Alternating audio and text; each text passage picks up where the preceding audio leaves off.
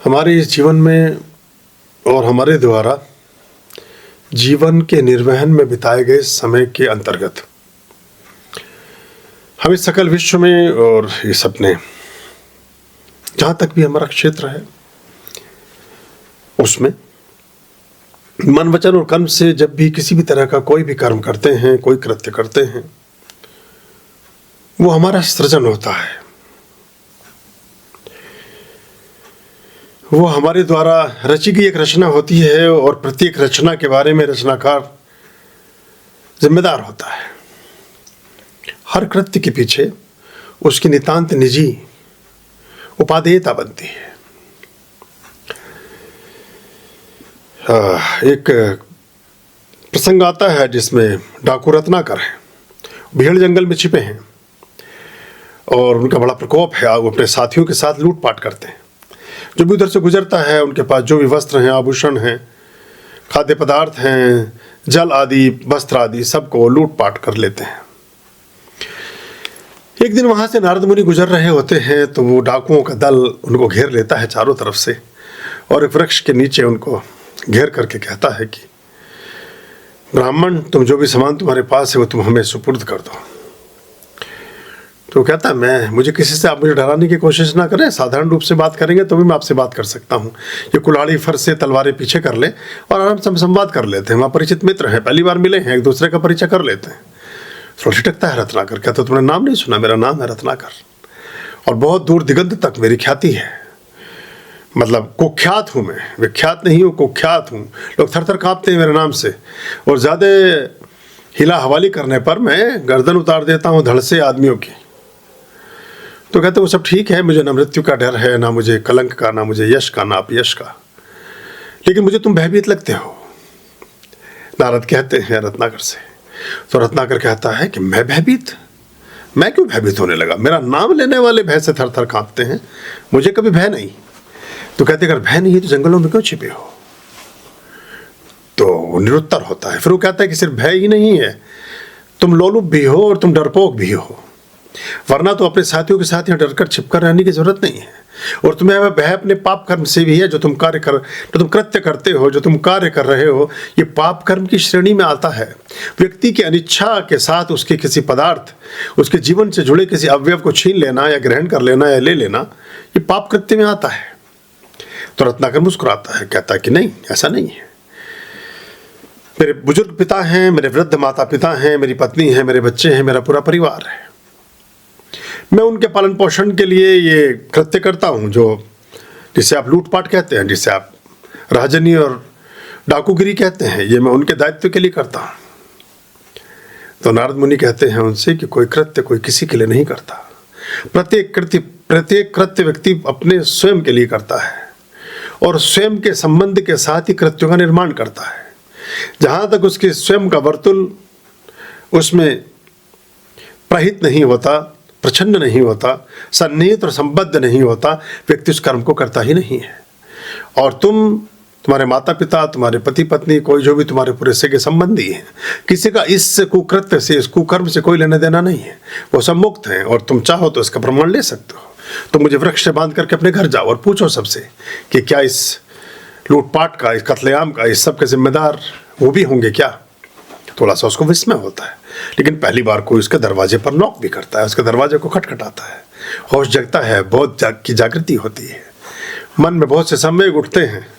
रत्नाकर पेड़ से बांध देता है नारद को और अपने साथियों को लेकर के घर पहुंचता है। जाकर अपने पिता से कहता है कि आप वृद्ध हैं और मैं ये सब जो सामान लाता हूँ आप जानते हैं कैसे लाता हूँ? बोले हमें पता है, तुम अनिच्छा के साथ हरण करते हो धन का और चीज़ों का, जिसे डाकूगिरी या चोरी या इस तरह के कृत्य में शामिल किया जाता है।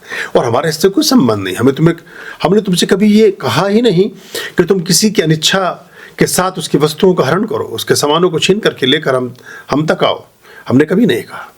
तो थोड़ा सा ठिठकता है। पत्नी के द्वार पर पहुंचता है।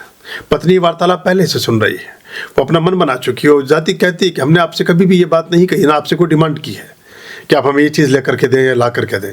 और आप करते हैं अपने विवेक से करते हैं, अपनी जिम्मेदारी से करते हैं, अपने बल और अपने पौरुष के आधार पर करते हैं, अपने संग साथियों के साथ करते हैं। हम कभी गए भी नहीं कि तुम्हारा स्थान कहाँ है, तुम ये कृत्य कहाँ करते हो, हमारा कोई लेना देना इससे नहीं है। और हम इसमें आपके साथ और संग नहीं है। 4-5 जन घर के हैं। धीरे धीरे धीरे रत्नाकर सबसे पूछता जाता है और सभी की सहमति नकार के साथ उभरती है। सभी ना करते हैं, उस दायित्व से अपना पल्ला छुड़ाते हैं। रत्नाकर बैठ करके सोचता है, ठंडे घड़े में से थोड़ा पानी पीता है और अपने साथियों को अलविदा कहकर के जंगल में पहुंचता है। नारद मुनि के पैरों में गिरता, उनकी रस्सी खोलता है। वो कहता है कि मेरा आज से एक नया जीवन का जन्म हुआ। अब मुझे इसकी कोई आवश्यकता नहीं है। इस पक्षी को, इस पशु को, इस पेड़ को, किसी प्रकृति को अपने जीवन पालन के लिए किसी कुकृत्य की कोई भी आवश्यकता नहीं है, तो मुझे भी क्यों होगी। और मुझे आज से अपना शिष्य बनाने में आपके साथ चलता हूँ। यही रत्नाकर बाद में चलकर के महर्षि वाल्मीकि बने, जहाँ जिनके आश्रम में सीता माता ने शरण ली, जहाँ लव और कुश का जन्म हुआ, जहाँ हनुमान जी और महाशक्तिशाली भरत और लक्ष्मण और बहुत सारे योद्धाओं को उन छोटे बच्चों ने एक तरह से पराजित ही कर दिया था। भगवान श्री राम स्वयं पहुंचे थे उनसे मुकाबला करने के लिए। बाद में वही महर्षि वाल्मीकि हैं। कैसे हृदय परिवर्तन होता है, कैसे कृत्य हमारे जीवन में काम करते हैं और कैसे कृत्य का हमारे जीवन से लेना देना है। ये डाकू रत्नाकर ही तत्वगत्व जो है महर्षि वाल्मीकि में परिवर्तित होते हैं। सारा खेल रूपांतरण का है। ये कोयला है, 1000 वर्ष तक पड़ा रहता है किसी पर्वत की तलहटी में, किसी ऊंचाई पर, किसी धूल से भरे मैदान में। हजारों वर्षों के संश्लेषणात्मक प्रक्रिया के पश्चात वो परिवर्तित हो जाता है हीरे में। कोयला को अपने घर में भी नहीं रखना चाहता, रखना भी चाहता है तो उसे छिपा करके या कहीं किसी आवरण के तहत हीरे को लोग अपने छातियों पर, अपने माथों पर, अपने अंगों पर लटका कर घूमते हैं।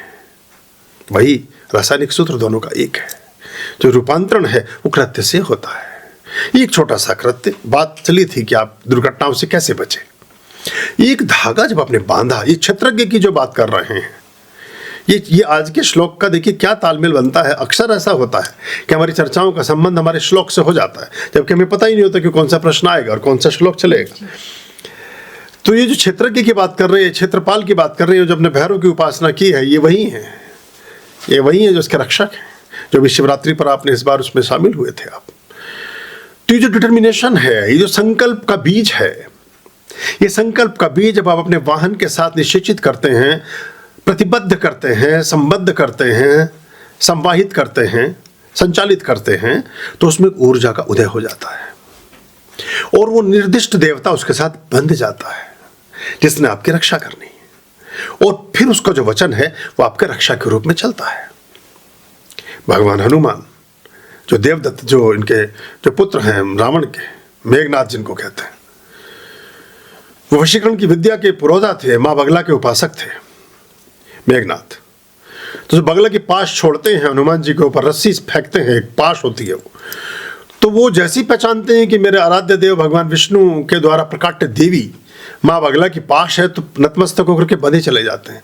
1 सेकंड में उसको तोड़ सकते हैं, लेकिन सम्मान रखते हैं उस प्रकल्प का, उस संकल्प का, जिसके तहत वचन है कि बगला की पाश कभी खाली नहीं जाती, ब्रह्मास्त्र कभी खराब नहीं होता, चलता ही चलता है, काम करता ही करता है।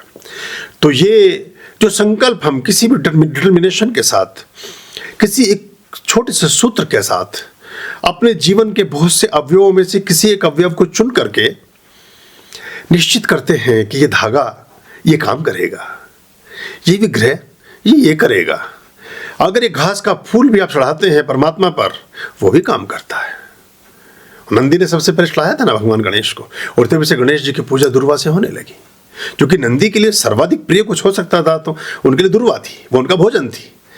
वहीं से व्रत का विधान प्रारंभ हुआ कि भूखे रह करके गणपति का अभिषेक किया दुर्वा से, कहा कि मैं सबसे प्रिय चीज आपको अर्पित करता हूं। अब मैं चाहे खाऊं ना, अब मैं इसको खाऊंगा तो हूं नहीं, जो कि अब आपको अर्पित कर दी, अब मैं भूखा रहूंगा। पूरी कथा है एक, वो पार्वती और शिव के संवाद के बीच। वहां से फिर तो एक छोटा सा दुर्वा भी काम कर सकता है, एक छोटा सा घास का फूल भी काम कर सकता है, एक तिनका भी काम कर सकता है। आपके हृदय की पवित्रता, संकल्प की शुद्धता और आत्मा का जो वैशिष्टीकरण है, वो आपके परिणामों की तरफ आपको उद्यत करता है, आपको परिमार्जित तो परिशुद्ध करता है। और वहां से फिर दुनिया वो बनती है जैसी दुनिया की आपको आकांक्षा होती है, जैसी दुनिया की आपको अभिप्सा होती है, जैसी दुनिया में आप रहना और बसना चाहते हैं, जैसे आप हो जाना चाहते हैं वैसे आप हो जाते हैं।